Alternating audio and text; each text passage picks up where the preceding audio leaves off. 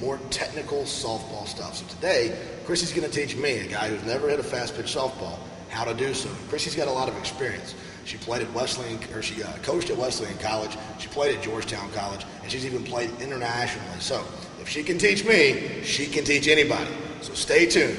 Casey learns softball today on Clubhouse Cats.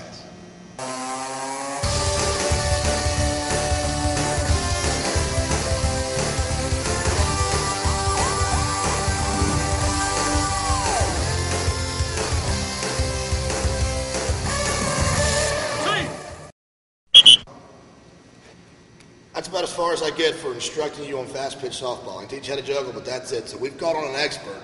Crissy Rapp's here, and she's going to work with us on some drills for beginners in fast pitch softball. And I'm going to do something that you guys probably wish I should do a lot more of, and that's just turn it over to her and say, Crissy, teach me how to hit a fast pitch softball.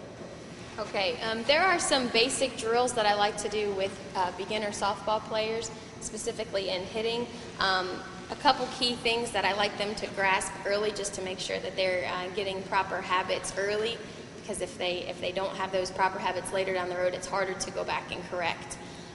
So the first drill that I like to do is just to work for the hitter to really work on keeping her weight back and turning her hips to really get that hip drive, to get the power, so she's not just all arms. A common mistake with young athletes is when the pitch is coming in, they're excited, they're anxious, and they lunge forward to make contact here, and all of their weight and power is gone out the front half of them. So what I like to do is we put the bat behind the player's back. They step up toward the plate. Obviously, they're not going to make contact where they would in a regular swing, but it's just for the hip action. We're going to make it realistic. Look toward the pitcher. Going to take a little stride and just turn those hips and knock the ball off the tee with the bottle of the bat behind our back. So making it realistic, we trigger back a little bit, step, and knock the ball off, and then we freeze in that position just to check for that squishing of the bug that we've all heard. So turning that back foot, keeping your weight back, and then keeping that front foot pretty much pointed over in front of the plate. So we don't want that foot pointed toward the pitcher.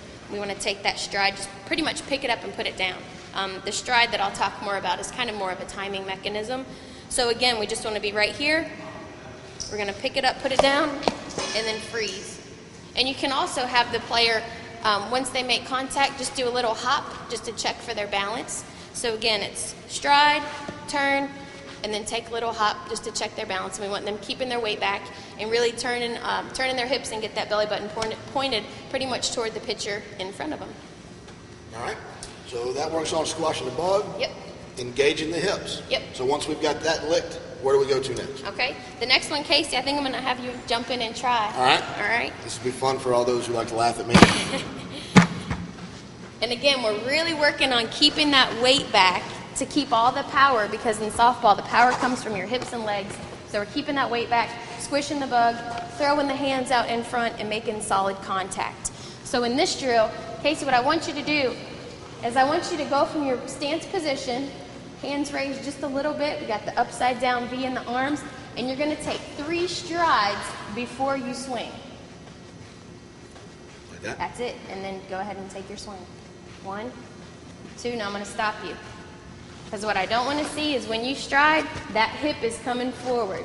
So I want you to work more on striding, but keeping your weight back on that back leg. So nothing's moving except that foot. Out, in, out, in, stride. Or swing, I'm sorry, swing.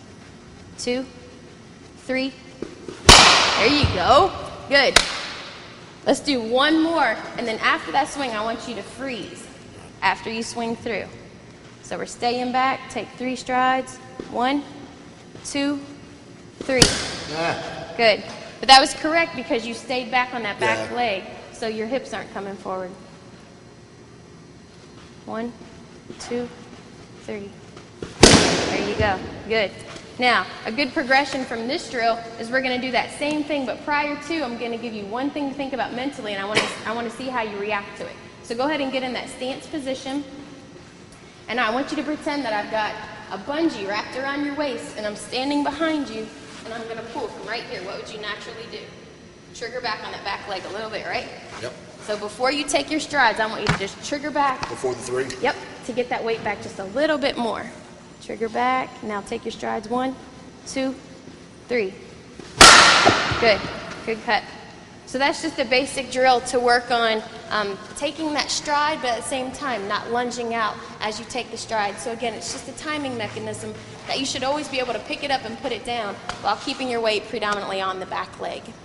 All right, so we've talked a lot about keeping our weight back. We've talked about timing. What's one more thing that we could work on to have 3 good drills that we could work with a younger girl on? One more is just putting it all together. So taking the 3 steps out and just putting it together.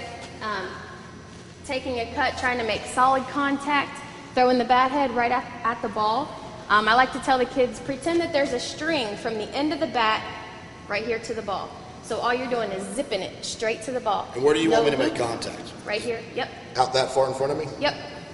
Throw your hands out front, extend those arms, extend at the elbows, and attack the ball. Good shot, weight stayed back. Turn on that back foot a little bit more, squish that bug. Up. Good cut. So this is just putting it all together. And actually, one more I'm thinking of real quick. If I noticed that Casey had a loop in his swing, or if he was triggering back and his hands were coming back, another thing we can do is come right up here. I want you to put your foot here, and you just get your stance here with the net behind you. Yep. Now, just have you take a normal swing. So pretend that the pitcher's out there, pitch is coming in, go ahead and take your cut. There you go. So we don't want to hit this net. So if the batter is looping and their hands are coming back, or they're dipping the bat head, we don't want to dip it. So we're going straight from the ear, boom, to the ball. So that's another good drill you can have an athlete work on, even by yourself, or if they're in partners, to watch each other to see if that bat is hitting the net or if it's coming straight to the ball, which is what we always want. Fantastic.